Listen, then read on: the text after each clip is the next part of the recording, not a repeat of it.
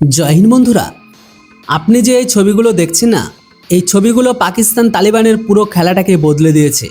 কেউ ভাবতেও পারেনি, এমনকি পাকিস্তান নিজেও জানতো না যে কাতার এত বড় মাস্টার মাইন্ড বেরোবে, যে আজ শাহবাজ শরীফকে দৌড়ে কাতার যেতে হলো, এমনকি ভিক্ষা চাইতে হলো যে এখনই খেলা বন্ধ করো।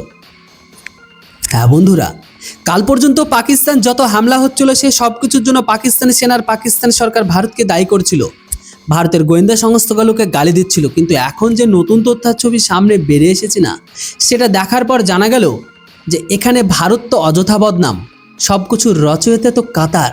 হ্যাঁ, আপনারা সবাই জানেন যে পাকিস্তান সেনা কর্তৃক আফগানিস্তানে বিমান হামলা করার পর থেকে তালিবান এমনকি পাকিস্তান উভয়ের মধ্যে উত্তেজনা চরমে পৌঁছে গেছে।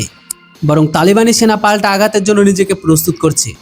ডুরান্ড লাইনের কাছে হাজার হাজার সংখ্যায় তালিবান সেনা সমাবেশ জড়ো হচ্ছে, এমনকি কোনো কোনো জায়গায় নাকি আক্রমণ করে দিচ্ছে। অর্থাৎ যে কোনো সময় পাকিস্তানের উপর ভয়াবহ হামলায় 101% সম্ভাবনা আছে।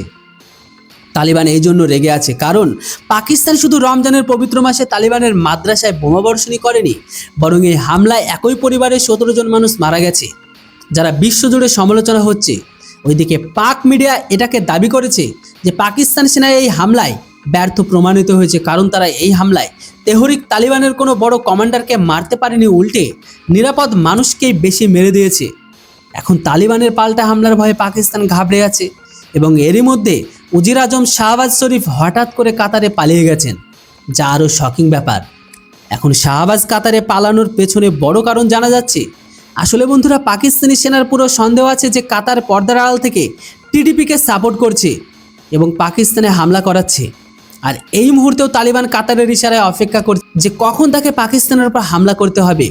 পাকিস্তান এই সন্দেহ তখন হলো যখন আল জাজিরা পাকিস্তানের বিরুদ্ধে রিপোর্টিং করেছে এবং টিটিপি লড়াকুদের ফাইটার বলে সম্বোধন করেছে। এখন কাতার এই জন্য তালিবানকে সাপোর্ট করছে, কারণ পাকিস্তান সৌদি আরবের সাথে যে প্রতিরক্ষা চুক্তি করেছে তা কাতারের পছন্দ হয়নি, এবং তখন থেকে কাতার আর ইউএই পাকিস্তান থেকে দূরত্ব বজায় রেখেছে। শুধু তাই নয়, পাকিস্তান কাতার থেকে প্রতিশ্রুতি অনুযায়ী এলএনজি গ্যাস কিনছে না, যার ফলে দুই দেশের সম্পর্ক তিক্ততা বেড়ে যাচ্ছে।